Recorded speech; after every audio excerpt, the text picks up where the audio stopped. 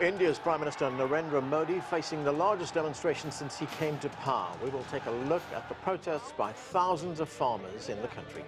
Hello, I'm Anand Naidu, and this is The Heat.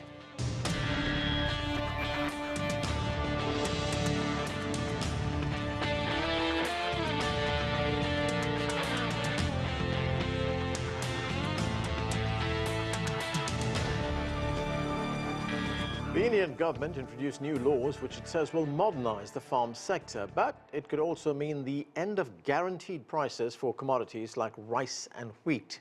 Economists agree that India's agricultural industry needs reform to improve efficiency, but farmers say they were not consulted on the changes that will make it harder to stay in business. They want to repeal the new law, and they've organized a massive protest. Ravinder Bawa reports from Goa. Well, thousands of farmers have been camping at the borders of the capital city, Delhi. They are seeking the repeal of 3 new farm laws, as they say these new laws are pro-corporate. Farmers fear that the laws will leave them at the mercy of big corporate buyers, gradually ending the current practice of assured government purchases. Their protests have mostly been peaceful, but a tractor rally on the 26th of January became violent as some farmers clashed with police.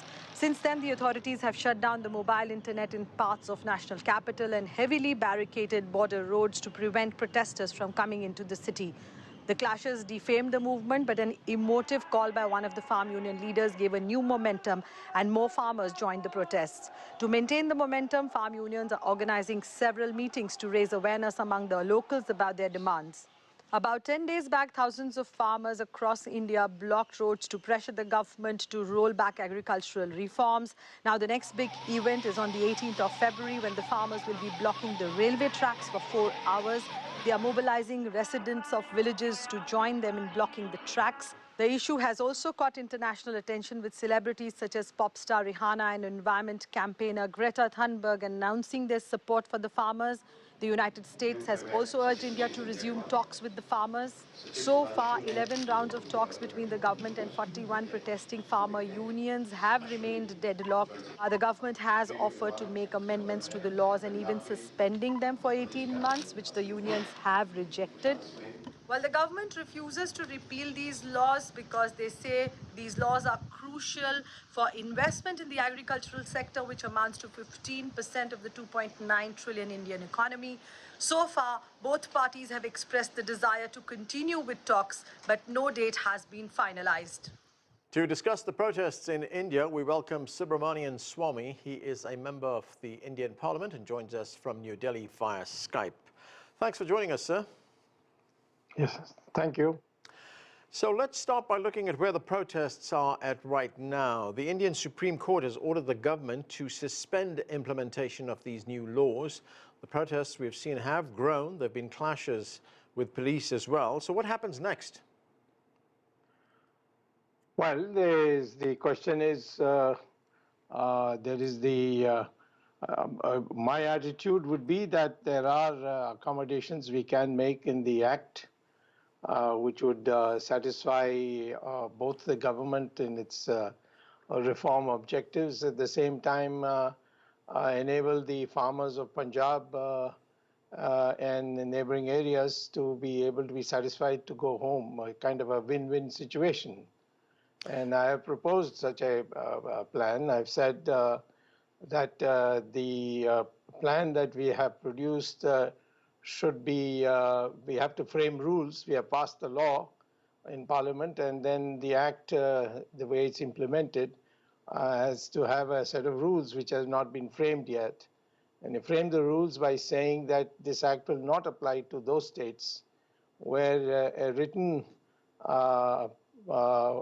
request is not made by the state to the center to implement the reform acts, which are 3 in number.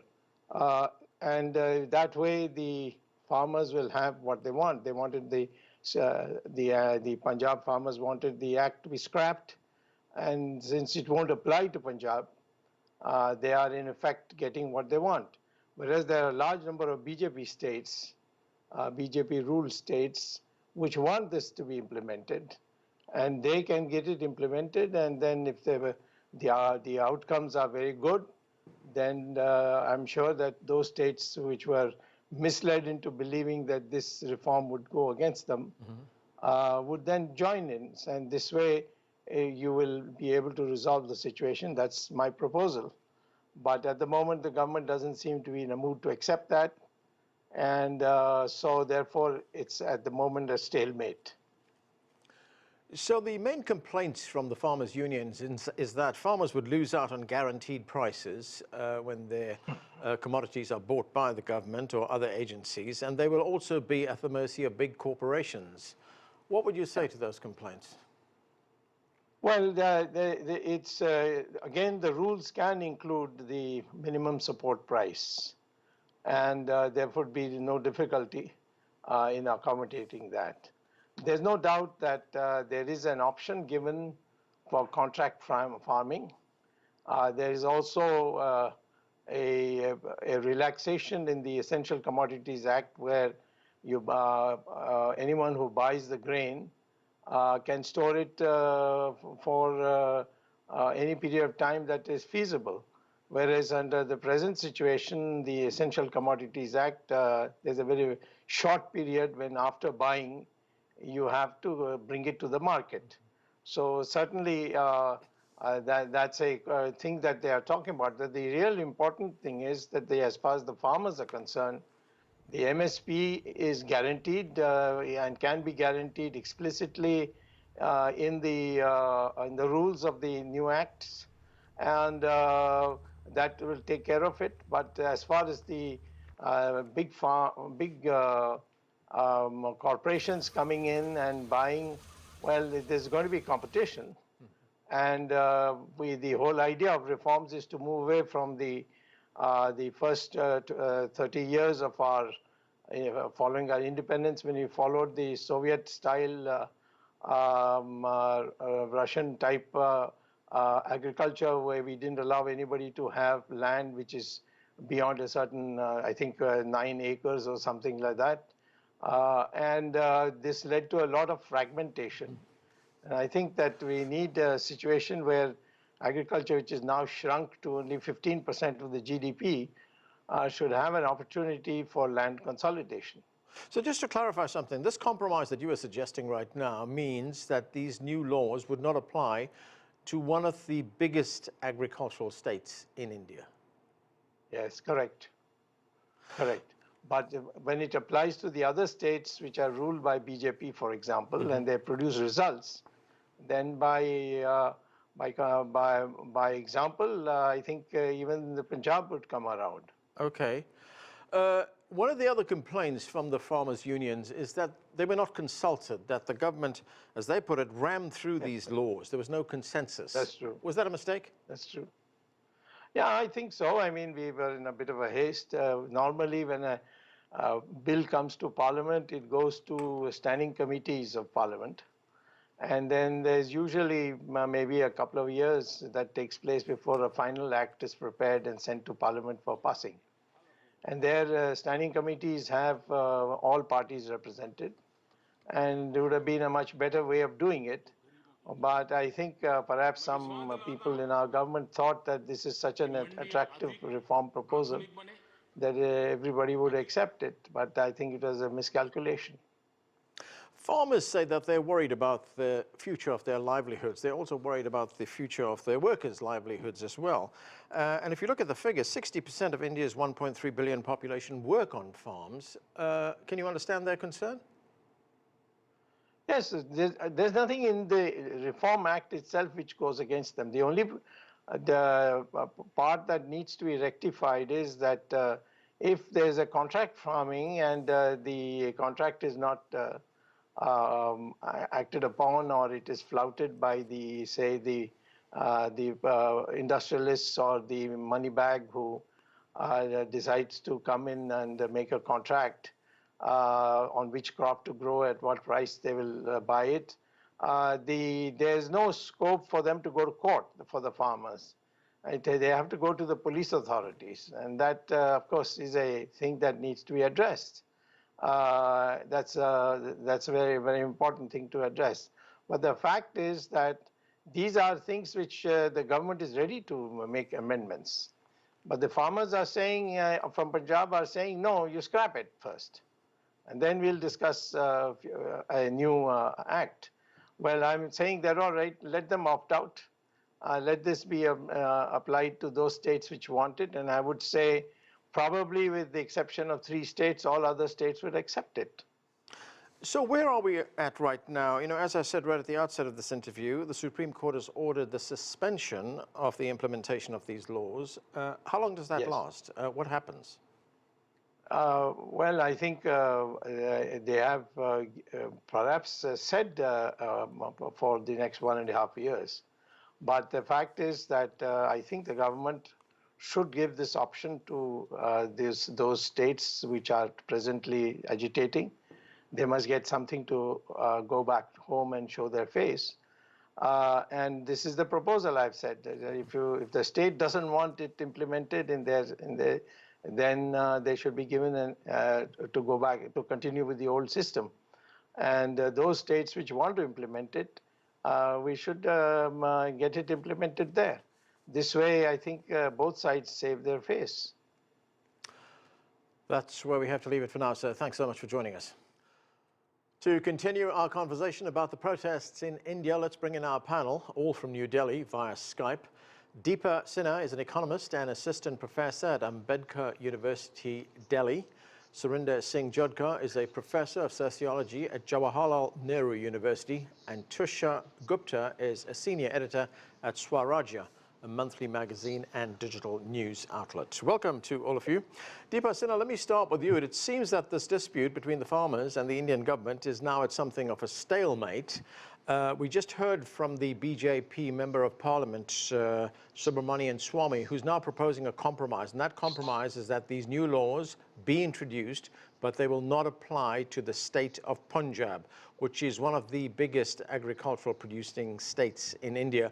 What is your understanding of the situation right now? So like you say, it has reached a certain stalemate.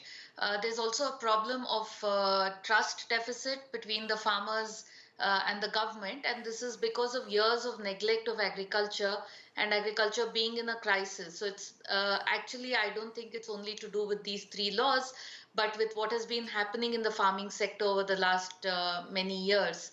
And I do not think that anything but the repeal of the 3 acts would be something that the farmers' unions would accept at this point of time.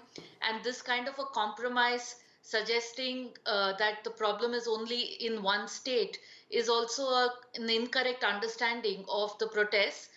While we have seen this on the border of that Delhi has with Haryana and Punjab, the border on the other side in Uttar Pradesh also there are protests, and there have been protests across the country as well by farmers. They're further away from Delhi. It has not been as sustained and continuous, but that does not mean that there are no protests in other parts of the country. So since this was a national law, the solution also has to be national.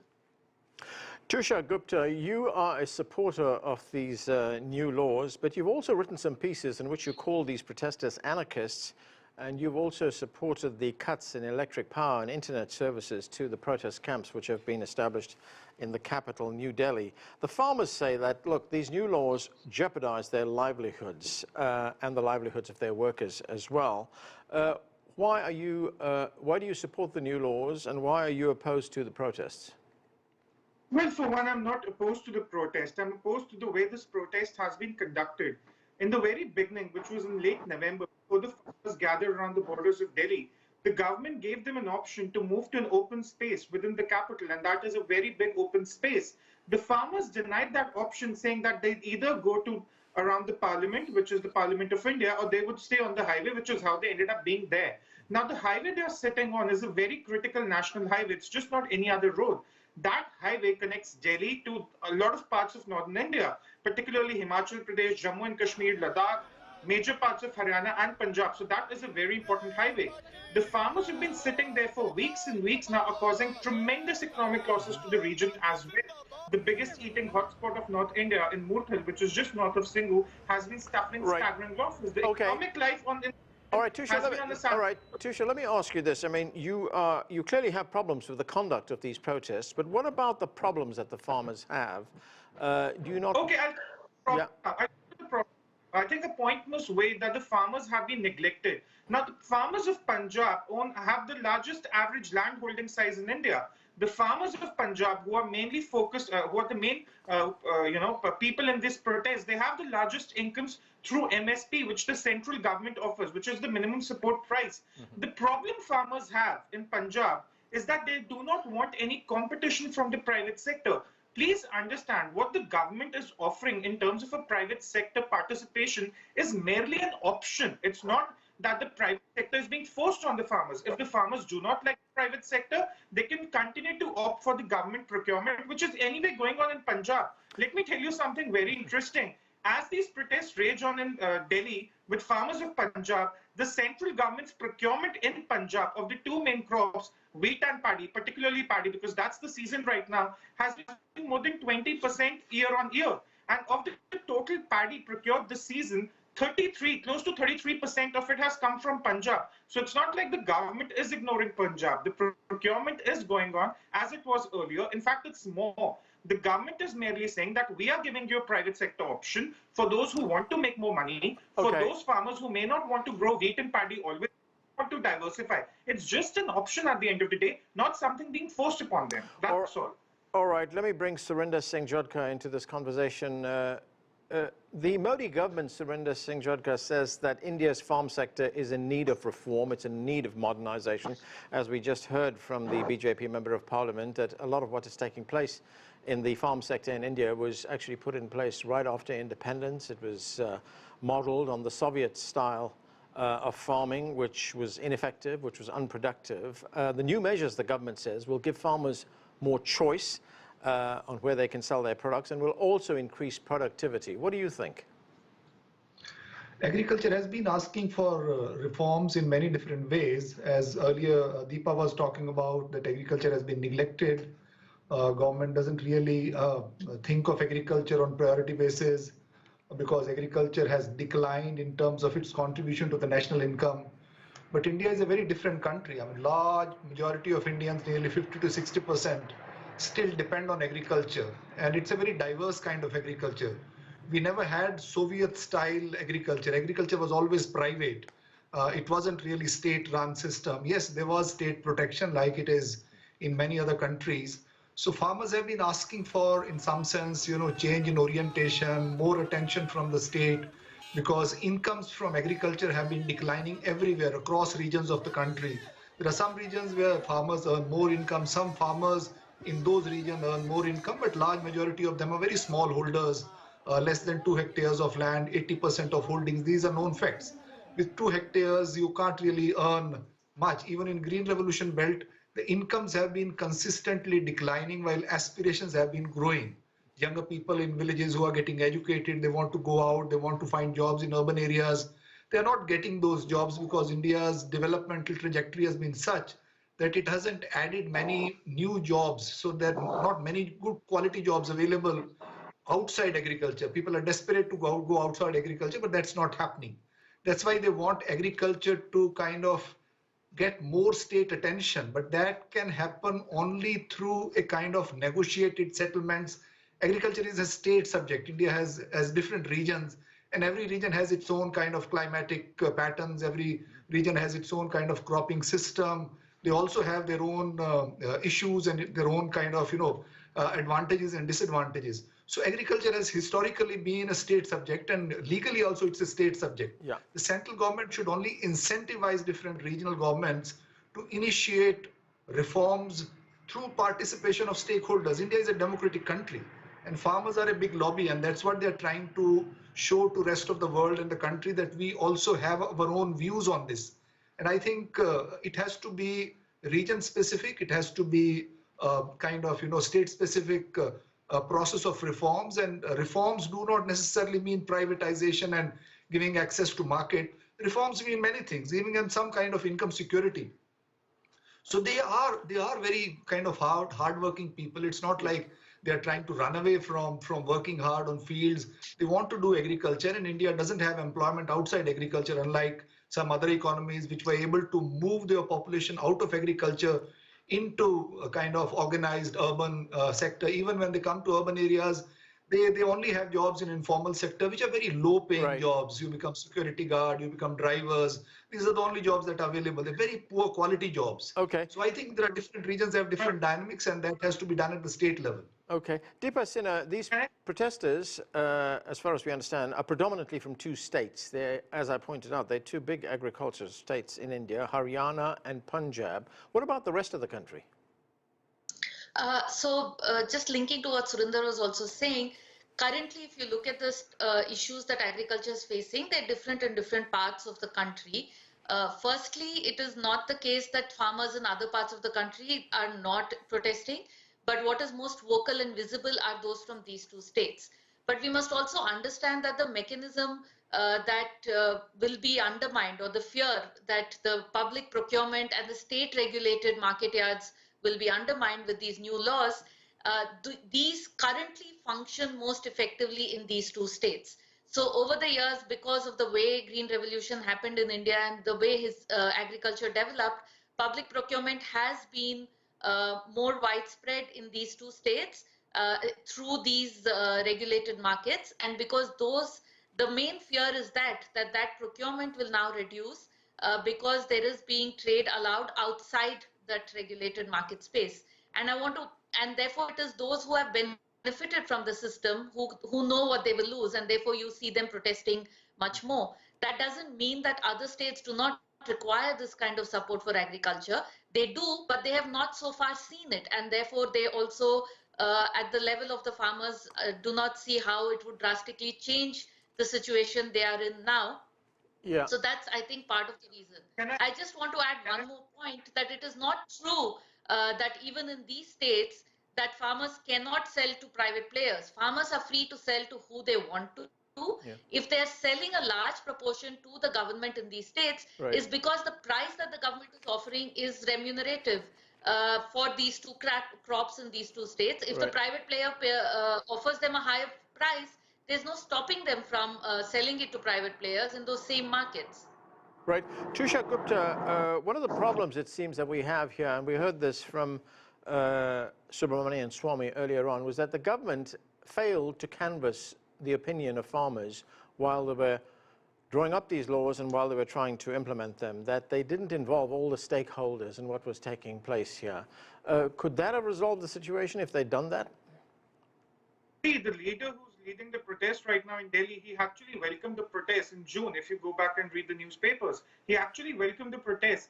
And these reforms are not something that the government thought of overnight. These have been in the works for years and years now. A lot of consultations have been made. If I talk about the state of Punjab, from where the farmers are protesting, the state's own economic survey of 2019-20 says that there's a need to move away from wheat and paddy, which is grown on almost 90% of the cultivated area in the state, and move towards different crops, have the private sector participation. So let's forget the central government, even the state's own economic survey, and the state has the Congress government, which is in opposition of the BJP. They have advocated the same things that have been advocated by the new farm laws.